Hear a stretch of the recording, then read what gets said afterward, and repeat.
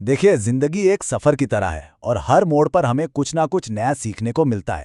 خاص طور پہ جب کوئی 40 کے قریب پہنچتا ہے نا، تو تجربات کا ایک ایسا خزانہ جمع ہو جاتا ہے جو سوچنے کا انداز ہی بدل دیتا ہے۔ تو آج ہم کچھ ایسے ہی زندگی بدل دینے والے اسباق پر بات کرنے والے ہیں۔ تو اصل سوال یہی ہے کہ 40 سال کی عمر تک پہنچتے پہنچتے زندگی آخر سکھاتی کیا ہے؟ یہ صرف واقعات نہیں ہوتے، بلکہ وہ گہری سمجھ بوجھ ہوتی ہے جو ہمیں ایک بہتر انسان بناتی ہے۔ چلیں ان قیمتی اسباق کی کھوج کرتے ہیں۔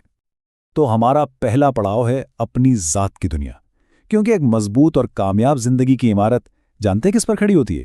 اندرونی سکون اور خود شناسی کی بنیاد پر۔ اگر اندر ہی خلفشار ہو نا، تو باہر کی دنیا میں کامیابی تقریباً ناممکن ہو جاتی ہے۔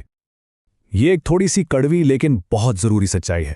اپنی زندگی کی 100% ذمہ داری صرف اپنی ہے، کوئی نہیں آنے والا بچانے کے لیے۔ لیکن اس احساس میں ایک آزادی بھی ہے اور طاقت بھی، کیونکہ اس کا مطلب ہے کہ اپنی تقدیر کی باغڈور اپنے ہی ہاتھ میں ہے۔ ذرا اس تصویر کو دیکھیں۔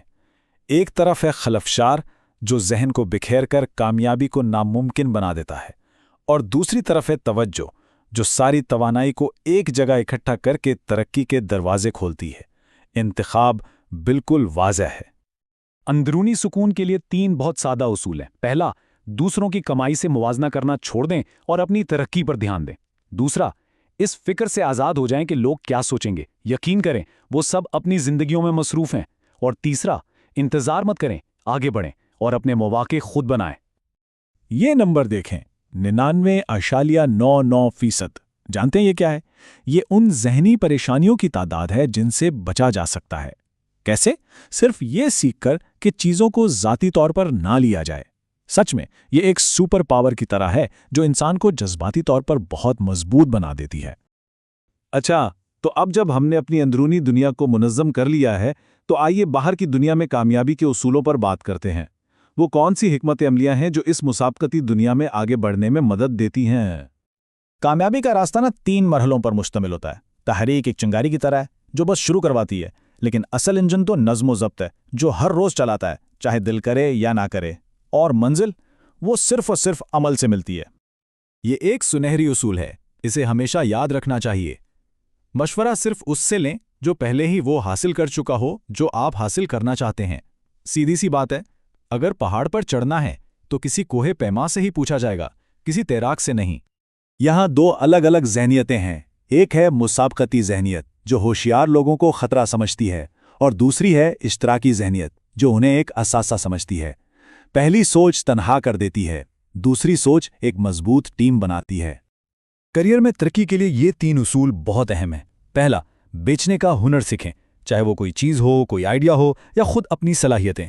دوسرا، اپنے معیار کو کبھی گرنے نہ دیں۔ اور تیسرا، آسانی سے مل جانے والی چیز پر اکتفا نہ کریں، ہمیشہ بہترین کی تلاش میں رہیں۔ اور آخر میں ہم بات کریں گے اس چیز کی جو شاید سب سے اہم ہے، ہماری صحت اور ذاتی زندگی، کیونکہ اس کامیابی کا کیا فائدہ اگر اس سے لطف اندوز ہونے کے لیے صحت ہی نہ ہو۔ یہ چارٹ خود ہی سب کچھ بتا رہا ہے۔ تمباکو نوشی کا فائدہ 0، بالکل 0۔ یہ نہ صرف صحت بلکہ سوچنے، سمجھنے اور توجہ دینے کی صلاحیت سب کو تباہ کر دیتی ہے۔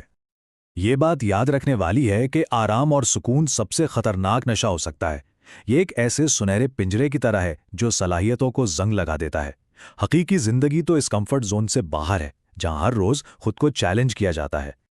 اپنی فلاح و بہبود کے لیے 2 اصول یاد رکھیں۔ پہلا، اپنی زندگی کو ایک کھلی کتاب نہ بنائیں، رازداری کی قدر کریں۔ دوسرا، اپنے دماغ کو صاف رکھیں، نشاور چیزیں فیصلے کرنے کی صلاحیت کو کمزور کر دیتی ہیں۔ یہ ایک بہت گہری حقیقت ہے۔ جس خاندان میں ہم پیدا ہوتے ہیں وہ ہماری شروعات ہے، لیکن جو خاندان ہم خود بناتے ہیں، یعنی اپنے دوست، اپنے شریک حیات اور اپنے بچے، وہی ہماری اصل میراث ہے۔ تو ہم نے بہت سے اسباق پر بات کی، لیکن صرف جاننا کافی نہیں ہے۔ علم بغیر عمل کے بیکار ہے۔ اب سوال یہ پیدا ہوتا ہے کہ اس علم کو اپنی زندگی میں لاگو کیسے کیا جائے؟ تو اب یہ آخری سوال اپنے آپ سے پوچھنے کا ہے، ان تمام اسباق میں سے وہ کون سا ایک سبق ہے جسے آج سے بلکہ ابھی سے زندگی کا حصہ بنایا جا سکتا ہے؟ کیونکہ ایک چھوٹا سا قدم بھی ایک بہت لمبے سفر کا آغاز ہوتا ہے۔